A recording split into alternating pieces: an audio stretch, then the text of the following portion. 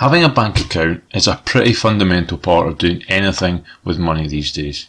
So, what is a bank account? How do I get one? And what do I need to be aware of? A bank account is basically just a place where your money is stored.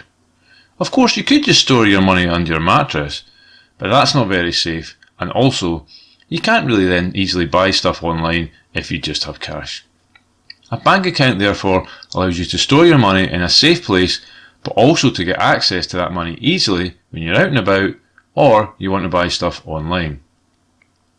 This kind of bank account is normally called a current account and is what we're going to look at in this video. You also get savings accounts where you can put money away and it's generally a little harder to get hold of.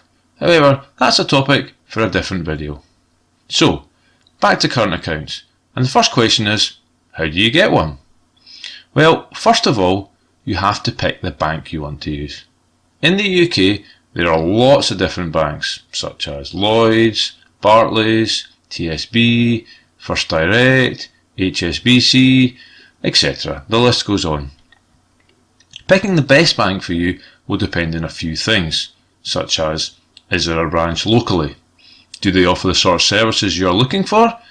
And are there any costs associated with having an account with them? There are some good online tools to help you choose which bank account is right for you, and I'll put some links to these tools in the description below. You also need to think about your age. Most banks will offer a current account to anyone over the age of 18, but if you're under 18, you can still get a bank account, but you may be a bit limited to certain banks, or you might be limited to the number of facilities you get with your account.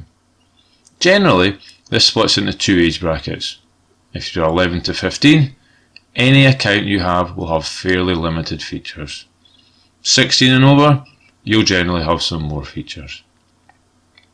Each bank account is slightly different, but generally they will allow you to pay money in, maybe from a job or from other people by bank transfer, cheque or cash, take money out from a cash point using a card that the bank gives you, pay for items using your card in a shop, by phone or on the internet.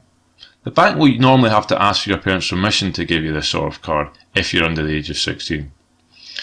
Use the internet or mobile banking to check your balance and send money to someone else. Pay bills regularly, like a phone bill. So, once you've chosen the bank account you want, you can usually apply on the bank's website. Often you'll be asked to take some form of identification into local branch to prove who you actually say you are. If you're under 16, you may also need a parent or guardian to go in with you. Normally, two forms of identification are required. Firstly, something to prove what your name is. This will need to be something official, like maybe a passport or a birth certificate. And secondly, something to prove what your address is. This could be a bill, like a mobile phone bill, and often banks will accept maybe a gas or electrical bill in your parent or guardian's name if you live with them. Once these things are processed, you'll be sent out a welcome pack with details of your bank account number. This will allow you to go into branch and pay money in and take money out. You may also be given a card to use in bank machines and shops, if that's a facility your account allows.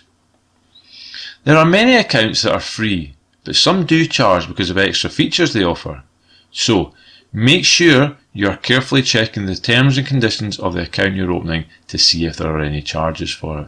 If you're not sure, or you have any questions, ask the bank to confirm.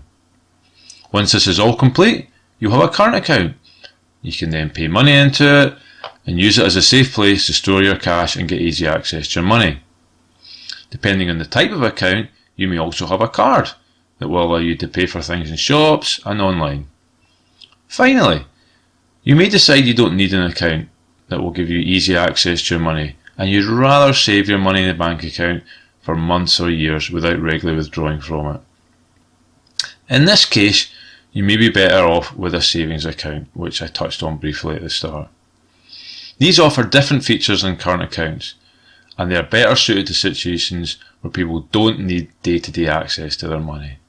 The next video in this series looks at savings accounts in detail, so if you'd like to know more information about them, watch that video. There's a link in the description. If you found this video interesting, please hit the like and subscribe buttons below. Also, if you'd like to be notified when I post a new video, then please press the bell icon. Finally, if you've got any comments or suggestions for future video topics, please leave them in the comments section below.